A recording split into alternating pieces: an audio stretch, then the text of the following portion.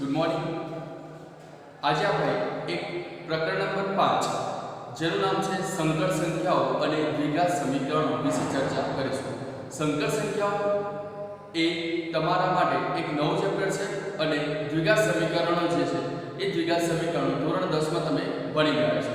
તો એને રિલેટેડ આખું એક ચેપ્ટર છે. તો સૌથી પહેલા ચર્ચા કરીએ સંકર સંખ્યાઓ. તો સંકર સંખ્યાઓ શું છે? તો કોઈ AB belongs to R હોય અને એ AB belongs to R માટે A plus IB ફોર્મ હોય તો A plus IB ને શું કહેશું આપણે? સંકર સંખ્યાઓ.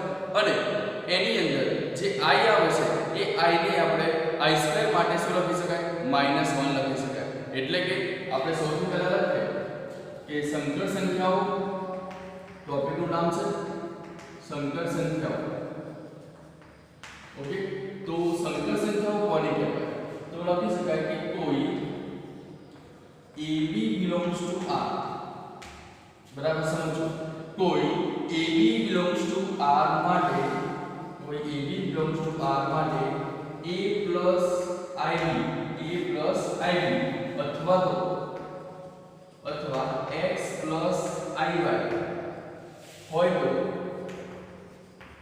હોય તો તેને સંકર સંખ્યા કહેવામાં આવે છે.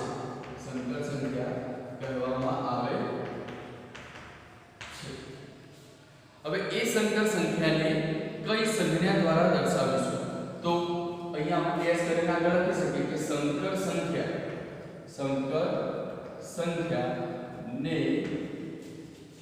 z વડે દર્શાવીશું. સંકર સંખ્યાને કઈ સંખ્યા વડે દર્શાવીશું? તો z વડે દર્શાવીશું. તો આ z શું છે? તો z બરાબર આપણે ઓળખી શકાય સંકર સંખ્યા z is equal to A plus IB. Highlight કરું છું અને z is equal to A plus IB દ્વારા લખી શકાય. તો સંકર સંખ્યા એટલે શું? તો x plus IY પણ યાદ રાખશો તો પણ ચાલશે અથવા A plus IB યાદ રાખશો તો પણ ચાલશે. ઓકે, તો z બરાબર A plus IB કોઈ પણ સંકર સંખ્યા હોય તો એને z દ્વારા આપણે દર્શાવી શકીશું. ઓકે, હવે વાત કરીએ કોઈ સમીકરણ x² + 1 = 0. x² + 1 લઈએ દ્વિઘાત સમીકરણની વાત છે. તો કોઈ સમીકરણ x² + 1 = 0 માટે x નો એક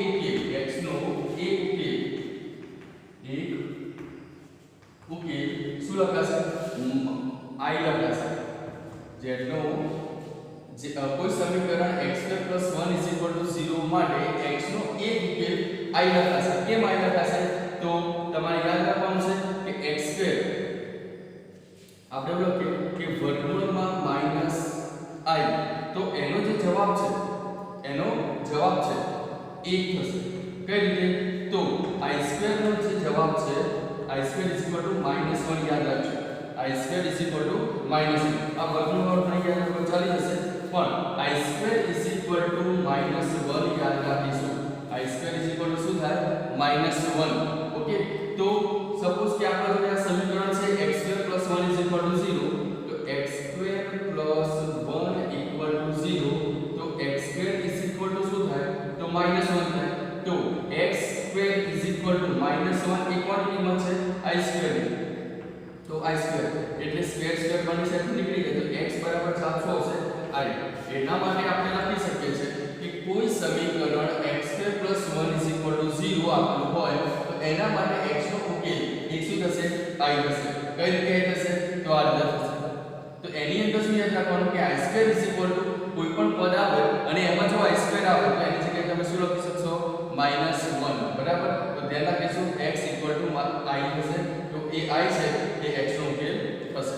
બરાબર. અને x બરાબર I આવશે એના ઉપરથી આપણે લખી શકીએ સંકર સંખ્યા z A plus IB form.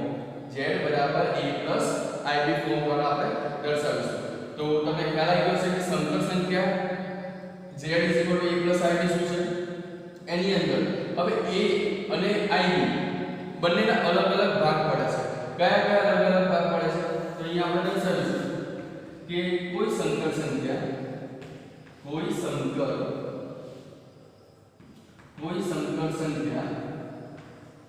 z is equal to a plus ib લેવામાં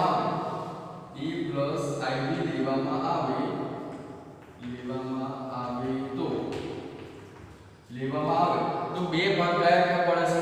તો જે a છે a ને આપણે કહીશું વાસ્તવિક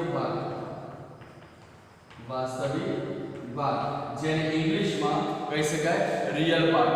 ઓકે, તો a is equal to આટલો જે a છે એને શું કહીશું? વાસ્તવિક ભાગ. અને ib છે એને શું કહીશું? કાલ્પનિક ભાગ. ઓકે, તો ઇંગ્લિશમાં એને કહી શકાય imaginary of complex number. Okay, તો ઇમેજિનરી પાર્ટ એટલે કે કાલ્પનિક ભાગ ib અને વાસ્તવિક ભાગ જેને આપણે ઇંગ્લિશમાં કહીશું રિયલ પાર્ટ એને કહીશું a. ઓકે, તો વાસ્તવિક ભાગને આપણે આ રીતે લખીશું રિયલ ઓફ z મતલબ શું થાય? તો વાસ્તવિક ભાગ સંકર સંખ્યાનો લેવામાં આવશે અને કાલ્પનિક ભાગ છે તો ઇમેજિનરી, તો im લખીશું ઇમેજિનરી એટલે img લખીશું અને શું આવશે? z. તો ઇમેજિનરી પાર્ટ ઓફ z એનો મતલબ એવો થયો કે સંકર સંખ્યાની અંદર ઇમેજિનરી એટલે કે કાલ્પનિક ભાગ શું થશે? ib થશે અને સંકર સંખ્યાની અંદર રિયલ ભાગ એટલે કે વાસ્તવિક ભાગ જે છે એ a થશે. બરાબર? દાખલા તરીકે આપણે કોઈ સંકર સંખ્યા લખીએ.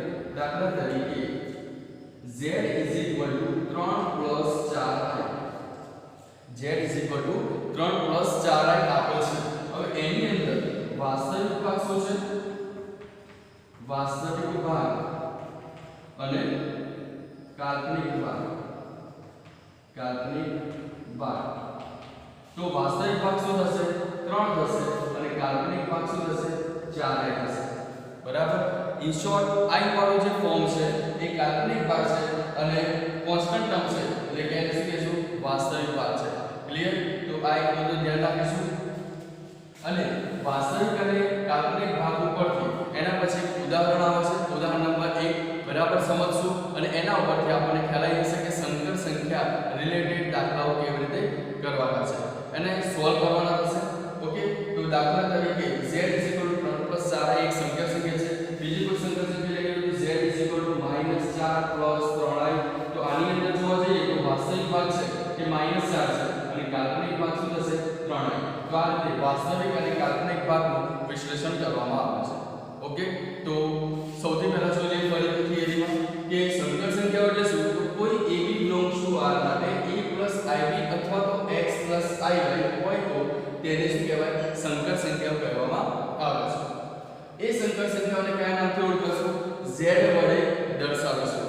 ઓકે, સંકર સંખ્યાઓ જે છે એ સંકર સંખ્યાઓને z = ib દ્વારા લખી શકાય. z = ib દ્વારા દર્શાવી શકાય. કેમ એવું? કારણ કે a + ib એક મોટી સંકર સંખ્યા છે અને એ સંકર સંખ્યાનો સંકેત કયો છે? z છે. એટલે આપણું જે ફોર્મ બનશે z = ib દ્વારા આપણે દર્શાવી શકાય.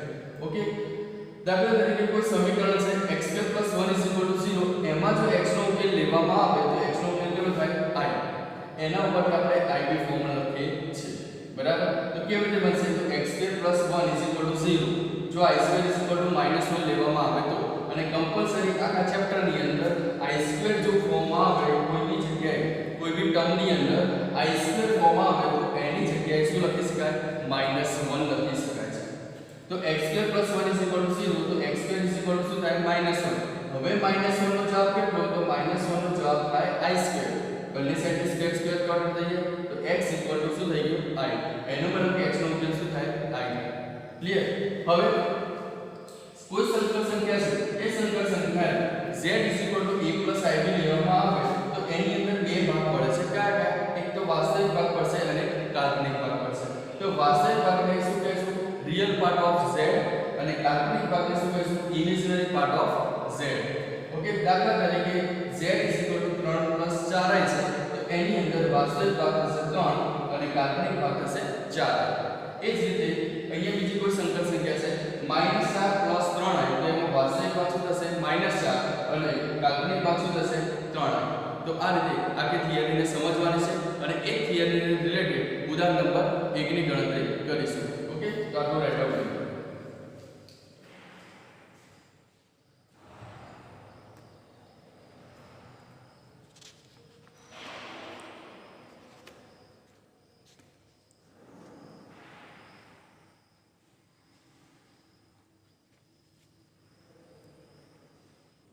હવે જોઈએ ઉદાહરણ નંબર 1. સૌથી પહેલા છે ઉદાહરણ નંબર 1. હવે ઉદાહરણ નંબર 1 પૂરા કોન્સન્ટ્રેશનથી જોજો. જો વાસ્તવિક સંખ્યાઓ x તથા y માટે પ્રશ્ન છે. જો વાસ્તવિક સંખ્યાઓ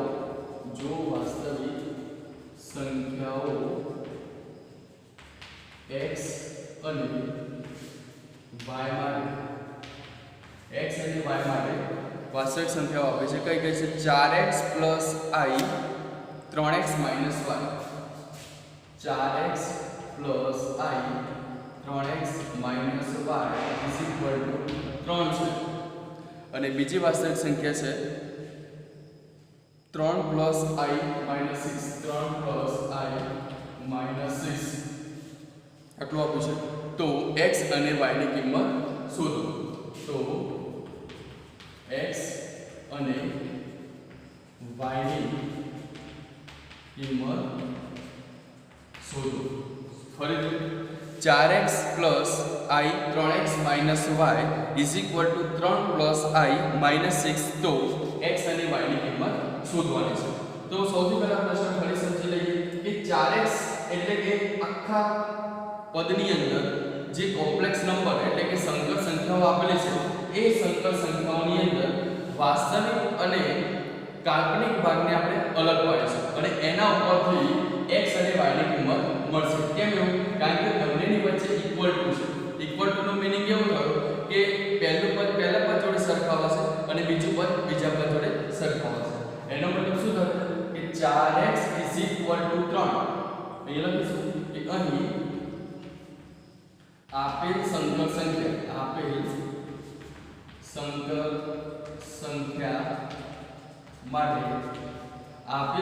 સંખ્યા માટે વાસ્તવિક અને કાલ્પનિક ભાગને સરખાવતા.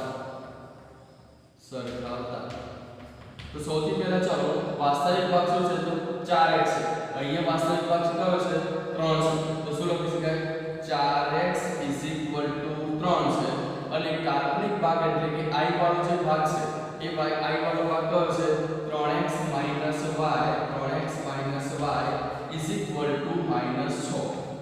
i લખવાની જરૂર નથી, બરાબર? i એટલે કે ઇમેજનરી પાર્ટ છે, બરાબર? તો 3x - y -6 અને 4x = 3. ઇન શોર્ટ પહેલું અને બીજું. ઓકે, તો સૌથી પહેલા તો અહીંયાથી ખ્યાલ આવી જશે કે x બરાબર કિંમત કેટલી મળી ગઈ? 3/4 મળી ગઈ અને 3/4 મળી ગઈ અને આ જે x ની કિંમત છે આખા સમીકરણમાં મૂકીએ તો કઈ કિંમત મળશે? y ની મળશે. તો લખી નાખીએ 3. x ની કિંમત કેટલી? 3/4 - y =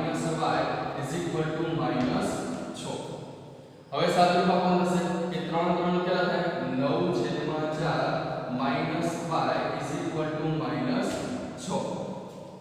હવે 4 નો ગુણાકાર કોના જોડે થશે? y જોડે. પણ ક્યારે થશે? કે જ્યારે 4 લસા લેવામાં આવે તો અહીં લસા લઈએ. શું થશે? 4 લસા તો 9 - 4 નો ગુણાકાર y જોડે તો 4y = -6. હવે શું કરશું? 4 ભાગાકારમાં છે તો કોના જોડે થશે? ગુણાકારમાં. એટલે શું લખી શકાય? 9 - 4y = 6 નો ગુણાકાર 4 જોડે આમ ગુણાકાર થશે તો 4 × 6 કેટલા થાય? -24. ક્લિયર? એમાંથી શું શોધવાનું છે આપણે? y ની કિંમત શોધવાની છે. તો y ની કિંમત શોધવા માટે આપણે શું લખીશું? -4y = -24 + 9 પેલી સાઈડ થશે તો -24 - 9 9 4 કેટલા થાય? 33. સોરી 9 4 30 થશે એટલે એનો મતલબ એવો થાય કે 24 અને 9 માઈનસ માઈનસ પ્લસ 33 થશે is equal to minus 4y minus minus કટી જશે એટલે y ની કિંમત થશે 33 ના છેદમાં 4. તો આ રીતે x અને y ની કિંમત કોઈ સંકર સંખ્યાની અંદર કેવી રીતે શોધાશે એ આપણે શોધી શકીએ છીએ. ઓકે, તો ઉદાહરણ નંબર 1 ની ગણતરી તમે રાઈટ ડાઉન કરો.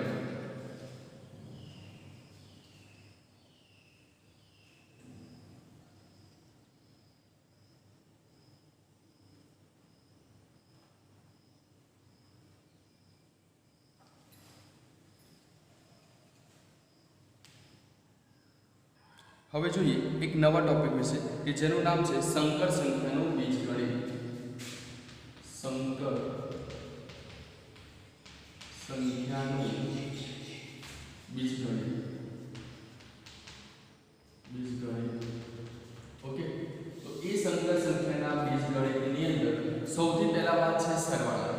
ઓકે, તો બે સંકર સંખ્યાના સરવાળા લઈએ. અહીં સ્ટાર્ટ કરી લખું છું કે સંકર સંખ્યાનો બે સંકર સંખ્યાનો સરવાળો. બે સંકર સંખ્યાનો સરવાળો શું થાય છે એ આપણે સમજીએ. તો ધારો કે કોઈ સંકર સંખ્યા z1 લઈએ. ધારો કે કોઈ સંકર સંખ્યા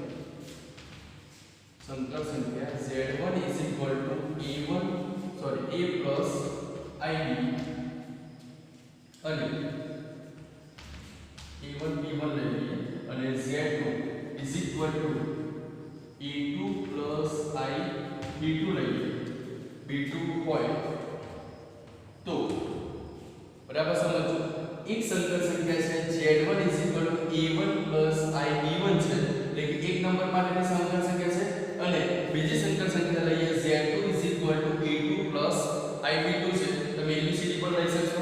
તો બે સંકર સંખ્યાનો જે સરવાળો લેવામાં આવે એનો મતલબ કે z1 plus z2 is equal to z1 નો જવાબ કેટલો છે તો a1 plus ib1 plus z2 નો જવાબ કેટલો છે a2 plus ib2.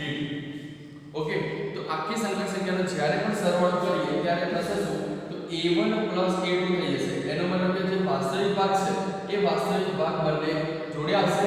એનો મતલબ કે વાસ્તવિક ભાગનો પહેલા સરવાળો થશે પ્લસ બંનેની અંદરથી i ને કોમન બનાવીએ તો શું થશે b1 plus b2. કાલ્પનિક ભાગ અને વાસ્તવિક ભાગને એક સાથે લેશું એટલે કે વાસ્તવિક ભાગ છે a1 plus a2 પ્લસ બંનેની અંદરથી કાલ્પનિક ભાગની અંદરથી i ને કોમન બનાવીએ તો b1 plus b2 થશે. તો આ સંકર સંખ્યાનો સરવાળો z1 plus z2 is equal to a1 plus a2 plus i b1 plus b2 થશે. બરાબર, એટલે આ એક ધ્યાન રાખજો. ઓકે, સૌથી પહેલા એની અંદર કેટલાક નિયમો છે. તો એ નિયમોની અંદર પહેલા તો છે સમૃદ્ધતાનો નિયમ. સમૃદ્ધતા એટલે શું તો કોઈ પણ સંકર સંખ્યા હોય તો એ બે સંકર સંખ્યાનો જ્યારે પણ સરવાળો કરવામાં આવે તો એનો જે જવાબ મળશે એ પોતે શું મળશે સંકર સંખ્યા મળશે. એટલે આપણે લખી શકીએ કે કોઈ બે સંકર સંખ્યાનો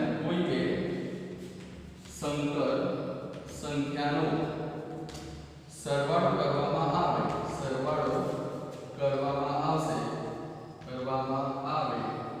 તો તે સરવાળો એ સંકર સંખ્યા જ મળશે.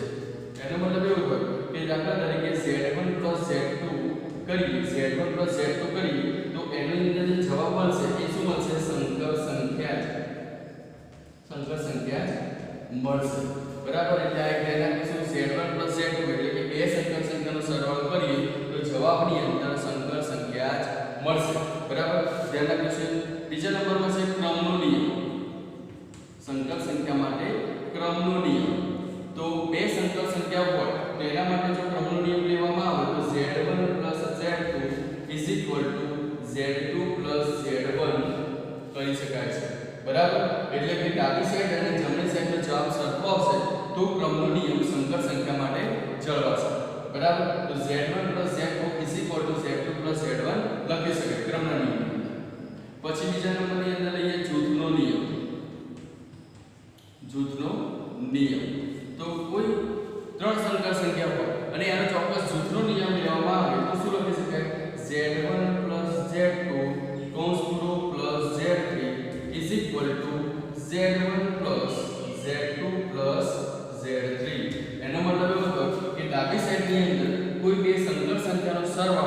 કોઈ ત્રીજી સંકર સંખ્યા સાથે કરીએ તો એનો જે જવાબ છે જમણી બાજુમાં પહેલી સંકર સંખ્યા પ્લસ બે સંખ્યાનો સરવાળો એ ટોટલ જે જવાબ આવશે એના બરાબર થશે. ક્લિયર? એટલે કે ડાબી સાઈડ અને જમણી સાઈડનો જવાબ પણ સરખો આવશે તો સૂત્રનો નિયમ સંકર સંખ્યા માટે જળવાશે તેવું કહી શકાય. પછી એના પછી છે સરવાળા માટે તટસ્થ ઘટકનું અસ્તિત્વ. તો સરવાળા માટે તટસ્થ ઘટકનું અસ્તિત્વ. તો સરવાળા માટે તટસ્થ ઘટક લેવામાં આવે જેમ કે આપણે લઈએ કે 1 + 0 તો જવાબ શું આવશે 1, 2 + 0 તો જવાબ શું આવશે 2. તો આની અંદર તટસ્થ ઘટક કયો છે તો 0 છે. તો એવી જ રીતે સંકર સંખ્યાના સરવાળા માટે તટસ્થ ઘટકનું અસ્તિત્વ લેવામાં આવે તો શું લખી શકાય z + 0 z લખી શકાય. ઓકે, z + 0 લેવામાં આવે તો શું જવાબ આવશે સંકર સંખ્યા જ આવશે. એનો મતલબ એ કે સરવાળા માટે જો તટસ્થ ઘટક લેવામાં આવે તો સંકર સંખ્યાનો જે જવાબ છે એ સંકર સંખ્યાનો જવાબ એ પોતે જ આવશે. એનો મતલબ કે z + 0 જવાબ શું લખી શકાય z લખી શકાય. ઓકે, તો આગળ છે સરવાળા માટે વ્યસ્ત ઘટકનું અસ્તિત્વ. તો વ્યસ્ત ઘટકનું અસ્તિત્વ શું થાય? સરવાળા માટે વ્યસ્ત ઘટકનું અસ્તિત્વ. તો દાખલા તરીકે કોઈ સંકર સંખ્યા z છે. ઓકે, કોઈ સંકર સંખ્યા z લીધી તો એ z નો વ્યસ્ત શું થાય? જેમ કે અહીંયા 1/z લઈએ 1/z તો આનો વ્યસ્ત શું થશે? તો z થશે. બરાબર? જો z લઈએ તો એનો વ્યસ્ત શું થાય? 1/z અથવા તો બીજા સ્વરૂપમાં લખી શકીએ -z. બીજા સ્વરૂપમાં એવું લખી શકાય કે -z. તો સરવાળા માટે વ્યસ્ત ઘટકનું અસ્તિત્વ લેવામાં આવે તો પ્લસ -z જવાબ શું થાય? 0 લખી શકાય. 0 લખી શકાય. દાખલા તરીકે 1 લઈએ તો 1 નો વ્યસ્ત શું થાય? -1. તો 1 + -1 એટલે પ્લસ માઈનસ માઈનસ 1 1 છે 1 -1 છે જવાબ શું આવશે? 0. તો એવી રીતે સંકર સંખ્યાની અંદર જોવા જઈએ તો z પ્લસ કૌંસમાં -z તો શું થશે? 0 લખી શકાય છે. તો આ રીતે સંકર સંખ્યાના સરવાળા માટે કેટલાક નિયમો છે. એ નિયમોમાં સમરૂપતાનો નિયમ આવશે, ક્રમનો નિયમ આવશે, જૂથનો નિયમ છે, સરવાળા માટે તટસ્થ ઘટકનો નિયમ છે અને વ્યસ્ત ઘટકનો અસ્તિત્વનો નિયમ છે. એ નિયમને તમે ધ્યાનમાં લઈને આ તમે થિયરી રાઇટ ડાઉન